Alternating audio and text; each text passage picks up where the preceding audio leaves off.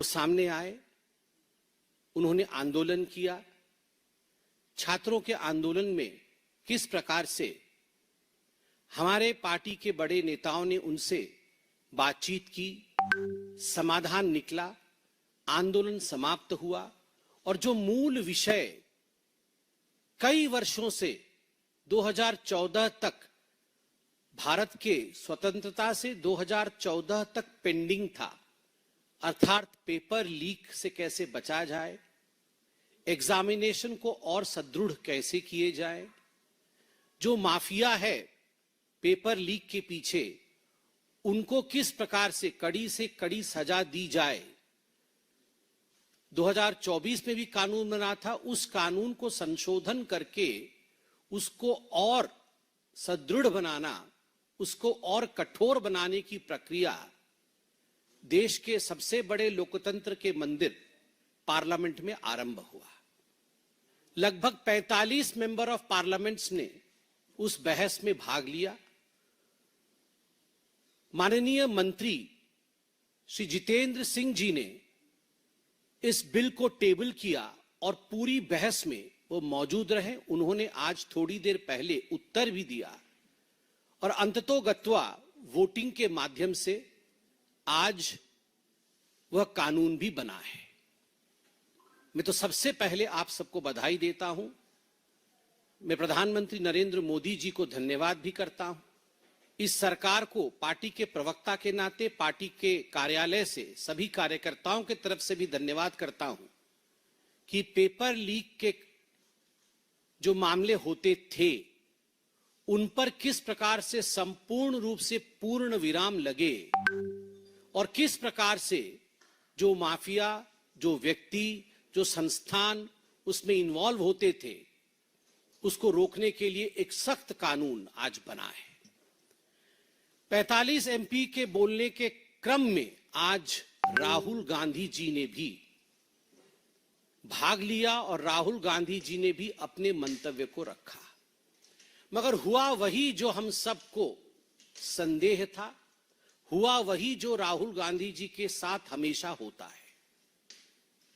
झूठ का पुलिंदा, देश को भ्रमित करने की कोशिश,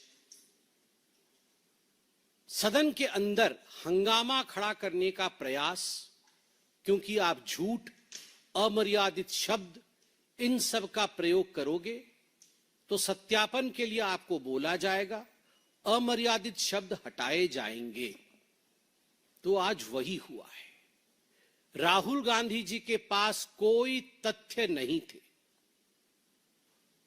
राहुल गांधी जी के एक एक करके बिंदुवार, सिलसिलेवार तरीके से कहां कहां उन्होंने झूठ बोला और सत्य क्या है, मैं आपके समक्ष इस प्रेस वार्ता में रख रहा हूं। नंबर एक, और पूरे गंभीरता के साथ, यह प्रेस कॉन्फ्रेंस कोई साधारण प्रेस कॉन्फ्रेंस नहीं है। इस प्रेस कॉन्फ्रेंस में आज राहुल गांधी जी के उस तथ्य को जो अतथ्य है और जो झूठ है, जिसको तथ्य के रूप में पेश करने की कोशिश पार्लियामेंट में की कि स्टूडेंट्स के सदन मार्च, पार्लियामेंट मार्च के ऊपर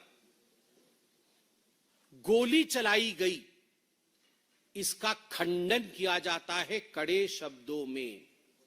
आज राहुल गांधी ने कहा स्टूडेंट्स के ऊपर गोली चलाई गई। भारतीय जनता पार्टी स्पष्ट शब्दों में कहती है, आधिकारिक रूप से कहती है, सारे बातचीत के बाद कहती है कि गोली नहीं चलाई गई। राहुल गांधी जी ने झूठ बोला कि गोली चलाई गई, गोली नहीं चलाई गई। उन्होंने कहा कि गोली चलाने का जो फरमान था, जो ऑर्डर था, जो हुक्म था, वो देश के गृह मंत्री आदरणीय अमित शाह जी ने दिया। झूठ, क्योंकि गोली चली नहीं तो ऑर्डर कहां से आएगा। और एक बात मैं स्पष्ट कर दूं यहां पर, क्योंकि सभी को ये तथ्यात्मक बातें शायद मालूम ना हो, मगर जो अपने घरों में बैठकर भी प्रेस कॉन्फ्रेंस सुन रहे हैं वह भी इस तथ्य को जान लें कि जहां भी कहीं मार्च या प्रोटेस्ट होता है, वहां अगर आर्म्ड फोर्सेस या पुलिस होती है, वहां एक मजिस्ट्रेट होता है जो वहां तत्कालीन उस समय तत्क्षणात निर्णय लेता है, ऑन द स्पॉट निर्णय लेता है कि उस मौके पर लाठीचार्ज होना चाहिए या नहीं, कैसी परिस्थिति है, उस समय पर बल का प्रयोग होना चाहिए या नहीं। यह निर्णय देश के गृह मंत्री नहीं लेते हैं, वहीं मौजूद मजिस्ट्रेट लेते हैं। तो गोली चली नहीं, किसी ने गोली चलाने का हुक्म नहीं दिया और लोकल मजिस्ट्रेट मौजूद होते हैं। यह सब विषय नेता प्रतिपक्ष को मालूम होना चाहिए, और मैं नहीं कह रहा हूं कि मालूम नहीं होगा, उन्हें मालूम नहीं होगा भी। तो बीच बीच में मैं देख रहा था, प्रियंका जी आके उनके कान में कुछ बता रही थी, बाकी लोग उनके कान में कुछ बता रहे थे, अर्थात वो उनको सत्य से अवगत करा रहे होंगे, मगर फिर भी जागते हुए जो लोग सोना चाहते हैं उनको जगाया नहीं जा सकता है। राहुल गांधी जी भ्रम फैलाने के लिए गोली चलाने की बात कही, नंबर 1। नंबर 2, उन्होंने कहा कि देश के गृह मंत्री कहां हैं, क्यों नहीं मौजूद है। राहुल जी, आपकी तरह देश के गृह मंत्री मेरे नेता हैं, आपके भी नेता हैं, आपके भी देश के गृह मंत्री हैं, बड़े सम्मान भाव के साथ उन्हें हिंदुस्तान देखता है। देश के गृह मंत्री आपके तरह चोरी चोरी Chupke Chupke secretly foreign trips पे नहीं जाते हैं। मैं सीना ठोक के कहता हूं, देश का गृह मंत्री आदरणीय अमित शाह कार्यक्रम करते हैं, पब्लिकली पब्लिश्ड कार्यक्रम होते हैं, वो जहां जाते हैं, वो कहां होते हैं, वो क्या कर रहे होते हैं, किस कार्यक्रम में सम्मिलित होते हैं, ये पब्लिकली पब्लिश्ड होता है, सोशल मीडिया में जारी होती है, मीडिया जानती है। वो सदन में ही मौजूद थे, जिस समय राहुल गांधी बोल रहे थे वो सदन में ही मौजूद थे, मगर फिर भी राहुल गांधी ने कहा गृह मंत्री कहाँ गए। और यह बिल, जो बिल अनफेयर प्रैक्टिसेस का लाया गया था, प्रिवेंशन ऑफ अनफेयर प्रैक्टिस, इस प्रिवेंशन ऑफ अनफेयर प्रैक्टिस के बिल को जिस मंत्री जी ने, माननीय जितेंद्र सिंह जी ने ले किया था टेबल पे, जिस पे जवाब भी माननीय मंत्री जितेंद्र सिंह जी ने दिया, वो सदन के गृह में पूरी तरह से मौजूद थे। जिस समय राहुल गांधी जी कह रहे थे, उस समय भी जितेंद्र सिंह जी वहां मौजूद थे और लिख रहे थे राहुल जी क्या कह रहे हैं, ताकि वो जवाब दे सके। केवल सनसनी बनाने के लिए राहुल गांधी जी ने गृह मंत्री जी का नाम लिया। तीसरा विषय गंभीर है। इतने सारे आप पत्रकार बैठे हैं, मुझसे तो अधिक बहुत ध्यान से और बिंदुवार तरीके से आपने राहुल गांधी जी के भाषण को सुना होगा, क्योंकि आपको रिपोर्टिंग करनी होती है। वहां तो दिन भी था, हम कई बार अच्छे से भी नहीं सुन पाते हैं, मगर आप तो बड़े बहुत ध्यान से सुनते हैं। एक बात मुझे क्लियरली बताइए, राहुल गांधी जी ने आज क्या कहा? 3 कैटेगरी होती है। एक जगह उन्होंने कहा कि 3 कैटेगरी की स्टूडेंट्स होते हैं, एक जगह उन्होंने उसको जनरलाइज कर दिया कि पूरे देश में 3 कैटेगरी के लोग हैं, और एक जगह उन्होंने कहा कि उनको किसी छात्रा ने बताया है कि जंतर मंतर में 3 कैटेगरी के लोग थे। तो कुल मिलाकर के उनके कहने का तात्पर्य था कि या तो स्टूडेंट्स 3 कैटेगरी के होते हैं, या तो देश की जनता 3 कैटेगरी की होती है, या तो जो लोग जंतर मंतर में प्रदर्शन कर रहे थे वो लोग 3 कैटेगरी के थे।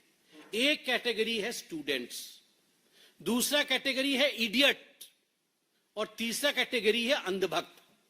मतलब अगर स्टूडेंट्स के हिसाब से वो बोल रहे थे, बाकी आप लोग समझदार हो, उनके क्लिप्स निकाल लो। मैंने उनके क्लिप्स पूरे देख के 5 मिनट लेट हुआ, विलंब हुआ प्रेस कॉन्फ्रेंस में, क्योंकि मैं क्लिप देख रहा था वो क्या बोल रहे थे। एक जगह उन्होंने स्टूडेंट्स की 3 कैटेगरी बताई है कि एक स्टूडेंट होता है जिसका दिल बड़ा होता है, जिसका दिमाग भी बड़ा होता है और वो सीखना चाहता है। दूसरा कैटेगरी ऑफ स्टूडेंट है वो इडियट होता है, वो एरोगेंट होता है, वो किसी की नहीं सुनता है। और तीसरा कैटेगरी होता है वो अंधभक्त होता है, जो इडियट को भगवान मानता है। मतलब देश के स्टूडेंट का अपमान। अगर स्टूडेंट का 3 कैटेगराइजेशन किया है तो ये देश के स्टूडेंट्स का अपमान है। हम स्पष्ट रूप से कहते हैं इस देश के सारे स्टूडेंट विद्यार्थी है, अर्थात विद्या की उपार्जना करना चाहते हैं। All the students in this country are patriots. None of the students in this country are idiots और अंधभक्त। इस देश का कोई भी स्टूडेंट इडियट नहीं है। इस देश का कोई भी स्टूडेंट बिना किसी तथ्य के विश्वास करने वाला अंधभक्त नहीं है। वो अपने कन्विक्शन से आगे बढ़ता है। तो अगर स्टूडेंट को राहुल गांधी जी ने इडियट और अंधभक्त कहा है तो अक्षम्य है। और अगर उन्होंने जंतर मंतर पे आए हुए लोगों को 3 कैटेगरी में विभक्त किया है, उनकी जो छात्रा से बातचीत हुई, उस बातचीत में छात्रा ने उन्हें कहा, एक जगह वो ये भी बता रहे हैं कि 3 कैटेगरी के लोग आए। एक कैटेगरी वहां स्टूडेंट्स के आए, समझ में आता है, जंतर मंतर में स्टूडेंट्स आए थे। दूसरी कैटेगरी जंतर मंतर में आई, वो इडियट्स आए। कौन है वो इडियट? मैं तो देख रहा था कौन कौन आए। मैंने लिस्ट मांगी ऑफिस से कि कौन कौन आए थे, तो किसी ने दिखाया कि दूसरे पार्टी के लोग आए थे, कई पार्टी के लोग आए थे, नेता आए थे वहां पे, कई कुछ मूवी स्टार वगैरह भी आ गए थे। तो ये जो नेता आए थे, मैं उन नेताओं का नाम नहीं ले रहा हूं क्योंकि वो ऑपोजिशन वाले हो सकते हैं, मगर उनके लिए भी ऐसे शब्द का प्रयोग करना ठीक नहीं है। क्या वो जो नेता सब आए थे वो इडियट्स थे? वे दे इडियट्स और अंधभक्त थे वहां पे? मतलब वहां जो गया था वो लोग या तो मतलब उनके नेतृत्व को, जो सीजेपी के नेतृत्व को मानते थे, वो सब अंधभक्त थे। उनका अपना कोई कॉन्शियसनेस नहीं था, उनके अपना कोई उनकी जिम्मेदारी नहीं थी, वो सब अंधभक्त थे। तो अगर जंतर मंतर के लोगों के लिए भी 3 कैटेगरी कहा गया है कि इडियट, स्टूडेंट्स और अंधभक्त, तो मुझे लगता है जंतर मंतर पे बैठे प्रदर्शनकारियों को भी ये चुभनी चाहिए। कल तो मीडिया वालों को, आप लोग भी वहां मौजूद थे, कल तो मीडिया वालों को उन्होंने पालतू कह दिया। और आप में से कुछ स्टूडेंट्स होंगे, मगर बाकी 2 कैटेगरी में आप आएंगे क्या? और आप मुझे ये बताइए, ये राहुल गांधी जी तो स्टूडेंट कतई नहीं है। अगर राहुल गांधी जी स्टूडेंट नहीं है तो वो क्या है? और मैं यहां स्पष्ट कर दूं, अगर देश के लोगों के लिए जनरलाइज करके 3 तरीके के लोग देश में रहते हैं, एक स्टूडेंट और एक इडियट और अंधभक्त, तो ये देश राहुल गांधी को क्षमा नहीं करने वाला है।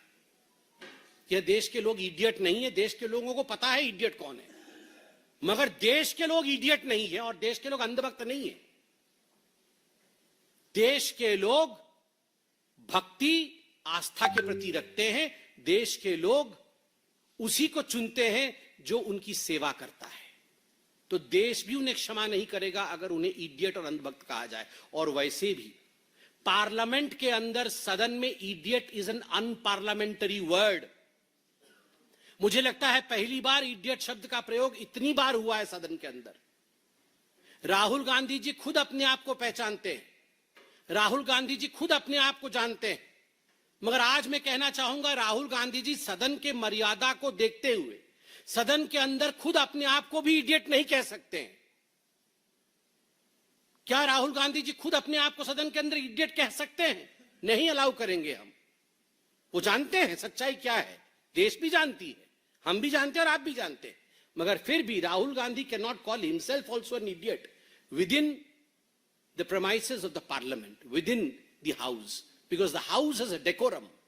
हाउस की मर्यादा होती है, हाउस नियम से चलता है। बार बार किरण रिजिजू जी कॉलन शक्दर और रूल बुक दिखा रहे हैं कि इसमें अनपार्लियामेंट्री शब्द है, इडियट आप यूज नहीं कर सकते हैं, मगर बार बार वो उसको नकार रहे हैं और इडियट इडियट इडियट कह रहे हैं। 5वां, राहुल गांधी जी ने कहा, मैंने बाहर देखा कि गृह मंत्री जी आ रहे थे, उनके काफिले में 30 गाड़ी थी। मैं आज चैलेंज करता हूं राहुल गांधी जी, आप चलिए हमारे साथ और गिनवाइए, गिनवाइए कहां अमित शाह जी की गाड़ी में, काफिले में 30 गाड़ियां थी। आपने कहा अमित शाह जी के काफिले में 30 गाड़ियां थी, उन्होंने देखा। जो व्यक्ति सदन के अंदर 5 मिनट टिक के बैठ नहीं सकता है वो खड़े होकर गाड़ियां गिनेगा, आपको लग रहा है? 5 मिनट नहीं बैठ सकते राहुल गांधी, ऐसे हिलते डुलते पॉकेट में हाथ डाल के बाहर निकल जाते हैं, आते हैं फिर पॉकेट में हाथ डाल के बाहर निकल जाते हैं। वो गाड़ी गिन रहे थे और 30 गाड़ियां थी। मैं आप लोगों को बोलता हूं,